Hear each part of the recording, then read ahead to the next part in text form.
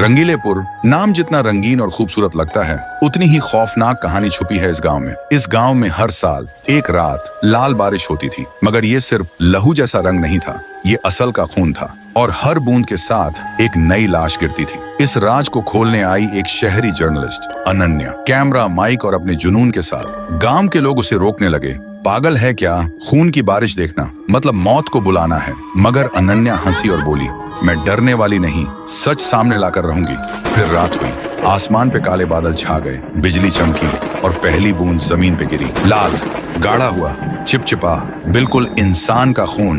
तभी गांव के कोने में एक आदमी चिल्लाया, आ गया वक्त। और अगले ही पल उस आदमी का गला खुद ब खुद फट गया। खून फाउंटेन की तरह उछाल मारने लगा। उसका लहू बारिश के पानी में घुल गया।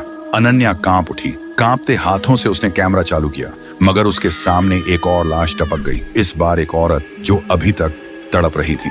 बारिश धीरे धीरे तेज हो रही थी और हर एक बूंद अपने साथ एक नई मौत लेकर आ रही थी।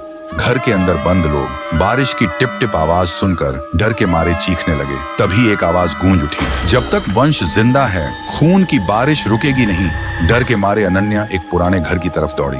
अंदर अंधेरा था और वो कांप रही थी। तभी उसने देखा एक दीवार पर खून से लिखा हुआ, ये श्राप तभी खत्म होगा जब उस वंश का खून जमीन पे गिरेगा। और तब अनन्या ने सच जाना। सदियों पहले रंगीलेपुर में एक जमींदार था। उसका सपना था महल बनाना, मगर जहां बनाता वहां एक गरीब परिवार रहता था। एक दिन जमींदार की पत्नी बोली, इन्हें हटाना होगा वरना महल का सपना अधूरा रहेगा। और एक रात उस घर को आग लगा दी गई। माँ बेटा जिंदा जल गए। मरते वक्त माँ ने श्राप दिया, हर साल इसी दिन लाल बारिश होगी और तुम्हारे वंशज अपने ही खून से मिट जाएंगे। जब गांव वालों को सब पता चला, कोई भी कुछ कहने की हिम्मत न कर सका। सबके सब सिर्फ खामोशी में डूब गए। लेकिन अब वो वंश का हिस्सा और कोई नहीं, खुद अनन्या थी। तभी अचानक उसके हाथ कट गए, खून बहने लगा। लाल बूंदें बारिश में मिल गईं और उस रात के बाद रंगीलेपुर में कभी लाल बारिश नहीं हुई। लोग कहते हैं श्राप खत्म हो गया, मगर कुछ बुजुर्ग अब भी फुसफुसा कर कहते हैं, श्राप कभी खत्म नहीं होता,